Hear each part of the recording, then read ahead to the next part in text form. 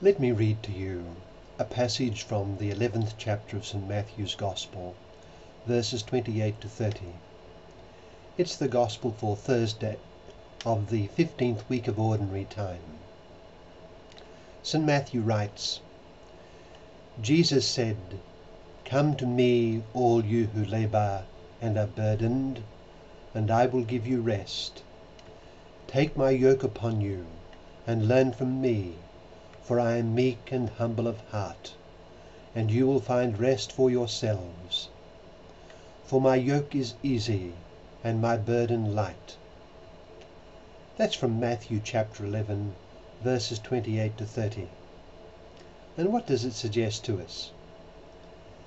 Well, it is almost a byword that the problem of suffering and evil is the nagging and unresolved problem of mankind.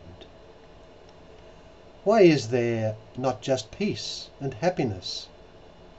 Why is it that from the cradle to the grave in the life of every man and woman there is a trail of difficulties and burdens?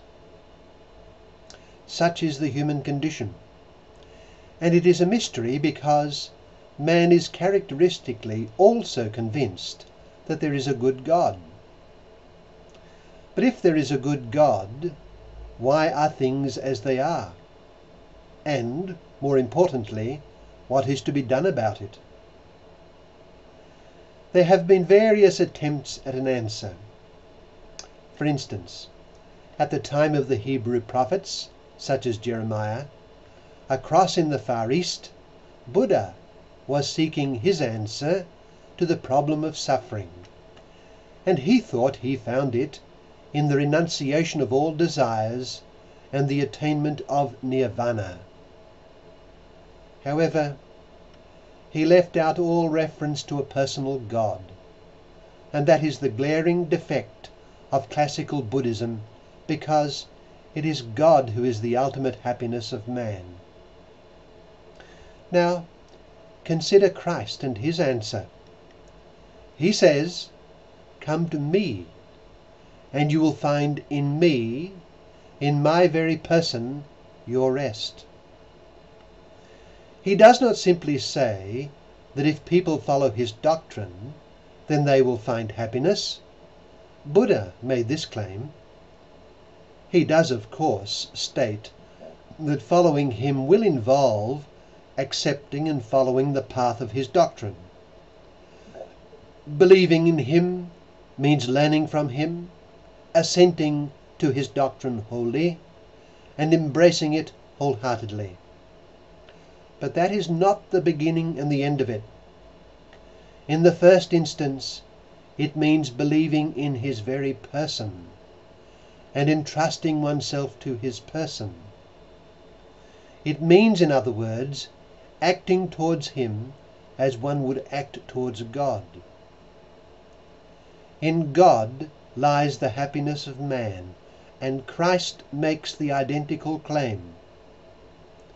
In him, in his very person, in coming to him, in entrusting oneself and one's burdens entirely to his keeping and to his disposition, in taking up his yoke, will man attain the happiness that God intended for him.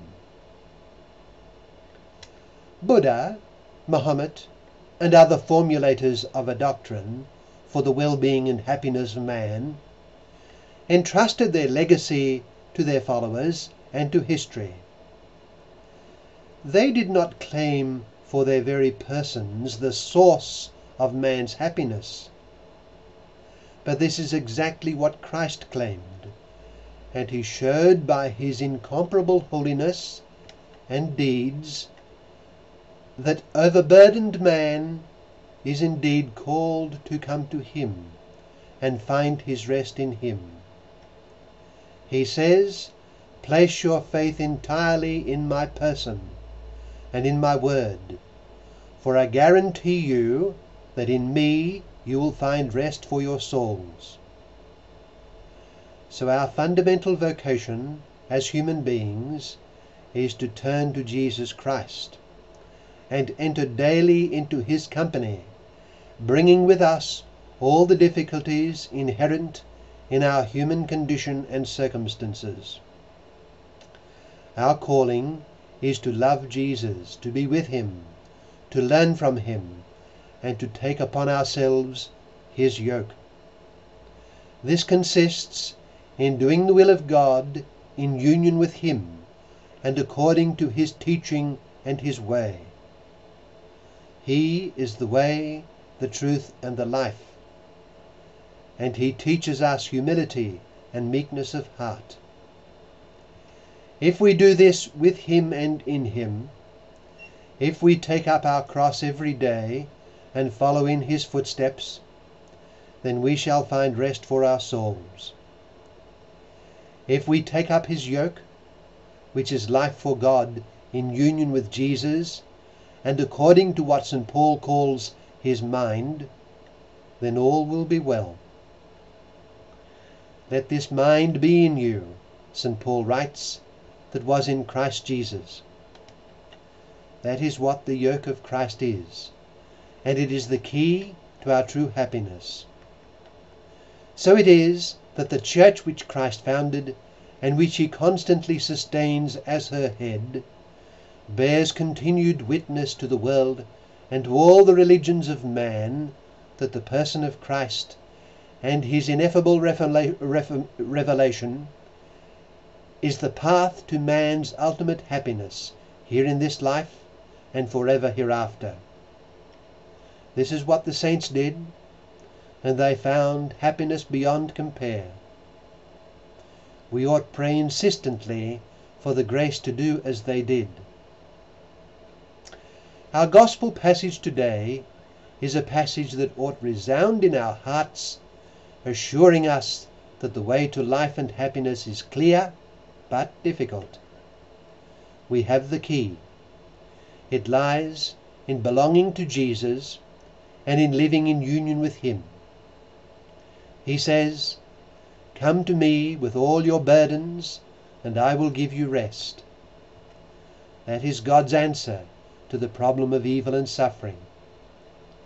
The answer lies in a particular person who, though unseen, lives with abundant life, divine life, which he wishes to give all who come to him. That person is Jesus. So let us then come. Let us abide with Jesus. He is our happiness and our stay.